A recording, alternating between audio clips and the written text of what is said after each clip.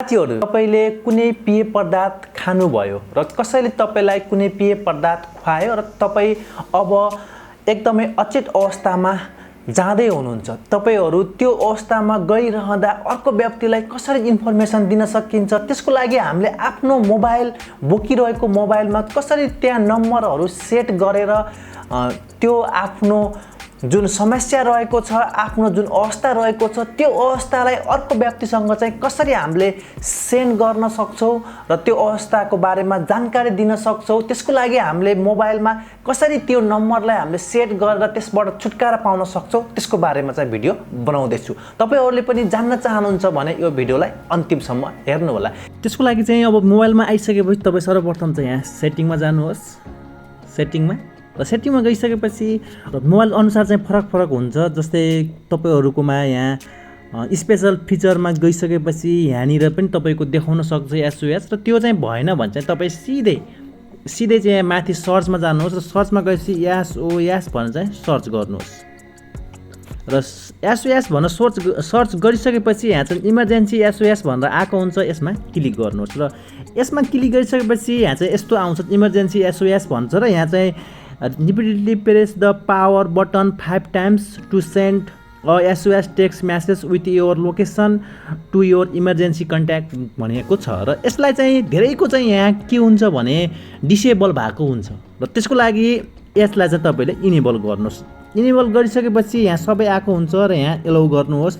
Allow गरिसकेपछि अब चाहिँ यहाँ चाहिँ एड गर्नुपर्ने हुन्छ कन्ट्याक्ट र यहाँ चाहिँ तपाईले एडमा क्लिक गर्नुहोस्। एडमा क्लिक गरिसकेपछि यहाँ मैले चाहिँ एउटा चाहिँ चुज गर्छु र मैले चाहिँ यो चुज गरेको छु र यहाँ एड गरेको छु र एड गरिसकेपछि तपाईको जुन तपाईको रिलेटिभ छ जुन नजिकको मान्छे छ तिनको कन्ट्याक्ट चाहिँ तपाईले 2-3 जनाको चाहिँ यहाँ एड गर्न सक्नुहुन्छ र यो एड गरिसकेपछि अब यसलाई चाहिँ एकचोटी तपाईले बन्द गर्नुहोस् र बन्द गरिसकेपछि हाम्रो चाहिँ यहाँ सेट भइसकेको छ र सेट भइसकेपछि अब यसलाई चाहिँ तपाईले एकचोटी क्लोज गर्नुहोस् र तपाई अब कुनै समस्यामा तपाई परिराख्नु भएको छ र यो समस्यामा तपाई परिराख्नु भएको छ र यस्तो अवस्थामा अब तपाईले अब इमर्जेन्सी चाहिँ गर्नु पर्यो भने जुन यो बटन रहेको छ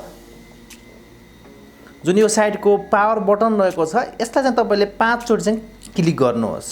1 2 3 4 5 क्लिक गर्नुहोस् र क्लिक गरिसकेपछि अब यहाँ भनेको छ SOS एक्टिभेट भनेको छ र यहाँ इमर्जेन्सी SOS इज एक्टिभेटेड भनेर चाहिँ यसरी आएको छ र यस्तो अवस्थामा तपाईको यहाँ सम्पूर्ण तपाईको डाटा एमा मोबाइलमा चाहिँ पैसा हुनु पर्दछ। तपाईको यहाँ डाटा खोल्छ र डाटा अनि लोकेसन सबै चाहिँ त्यहाँ अन भएको हुन्छ। यो भएर चाहिँ वहाँ मेसेज गएको हुन्छ। अब जुन व्यक्तिलाई हामीले पठाएको हुन्छ त्यो व्यक्तिकोमा चाहिँ कसरी जान्छ त्यो चाहिँ अब हेरौँ।